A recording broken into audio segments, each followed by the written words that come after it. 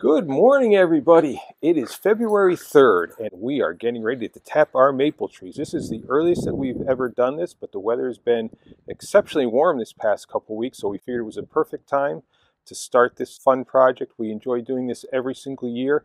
We wait for the time where the temperature is above freezing during the day and below freezing at night, and we've certainly had that type of weather. We got all our supplies over here. We have our buckets. We use the food grade buckets, and we use the tubing from the trees, and we have some bungee cords and some rope that we attach the buckets to trees, because when the buckets aren't that full, sometimes the wind will blow them over. We've got our drill, we've got our hammer, so let's get started. First thing I want to do is I want to give all our equipment a rinse.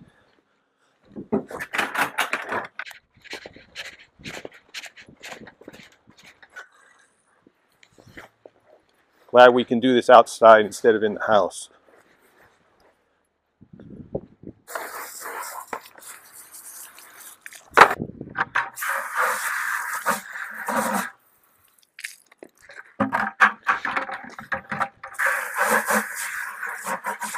All our tubes and spiles, they're all clean. They were kept in a sealed bucket. We might give them a quick rinse. We use these plastic spiles in the tree and then just connect the tubing to them. But I'll give them a really quick rinse, and then we'll be ready to start tapping some trees.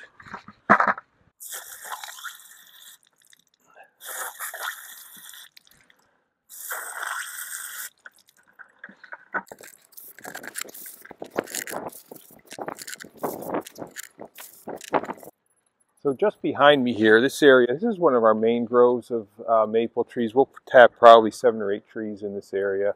And then we have a few more trees farther down on our property, and we'll tap those also. But this has been a pretty good productive spot for us. We're going to kind of rotate a few of the trees that we use, and then we're also going to make sure that we tap them in a different spot than we tapped last year. So I have all the buckets and all my equipment down here at the barn. Next thing we're going to do is we are going to decide which trees we're going to tap, and I'm going to put the bungee cords and the ropes around those trees. Those will hold the bucket for when it's windy and there's not much sap in there. It'll keep them from falling over.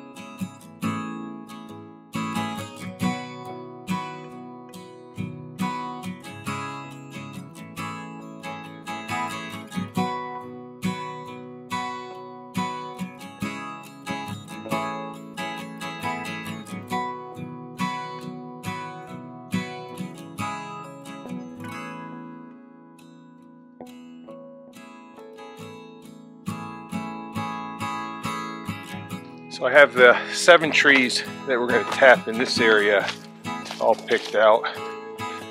We're going to take a walk farther down our property. We're going to find a few more trees to tap. I like to get them from different sections, depending on the weather and everything's different sections sometimes produce better for us. So I'm going to choose a few more trees. We have this is a monster tree behind us. You really can't appreciate how big it is on camera, but I've tapped that tree numerous times and I have never had any luck getting any syrup out of it. So we're just going to leave that old lady the way she is, or old man, and just let it be and live out the rest of its life on the property here. But so far it hasn't been good for making syrup.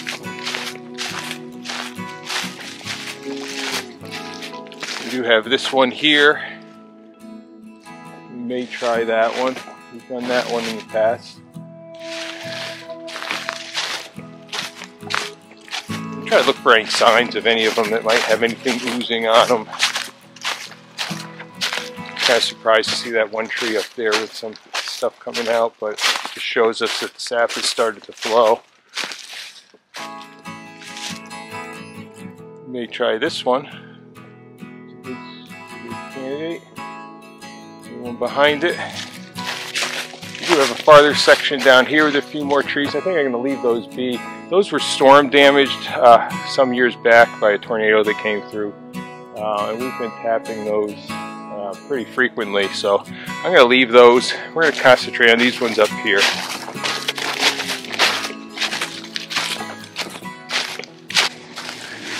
So what I do next is I look for where I tapped last year. It's usually pretty easy to find the hole. I can tell it's right here.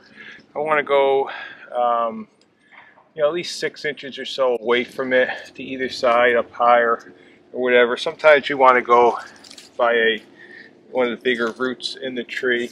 I'm going to put mine right up about here because that'll give me about 6 inches away and about 6 inches higher. And take my drill. Just going to drill a slight upward angle.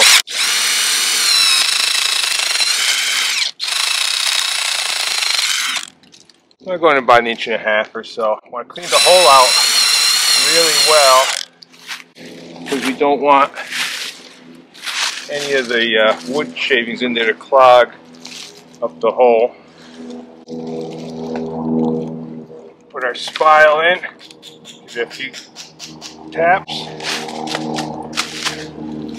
connect our hose. So I'm going to take this bungee cord and disconnect it. Just kind of run it through the bucket handle. This one's a little tight. Reconnect it.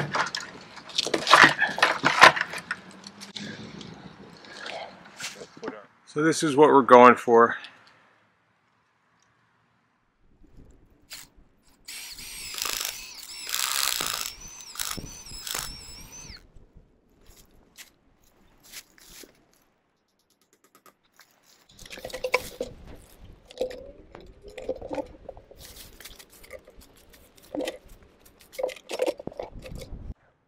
So we've got all our buckets in place up in this portion of our yard. We'll get the other ones put in place and we're just going to wait. I would say about half of these are already flowing.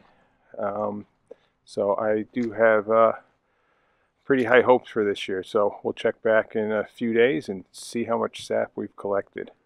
So this is what we do every year at this time. This is how we collect our maple sap and make our maple syrup.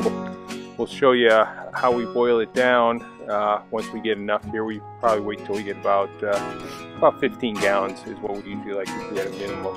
So with any luck, we'll have that possibly next weekend. We'll do our first boil and see how much sap we get.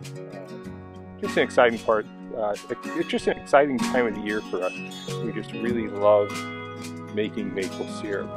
So now it's just a waiting game. We will just wait and see what we get. So until next time, here on Sunny Side Up Farm, I hope all your days are sunny side up.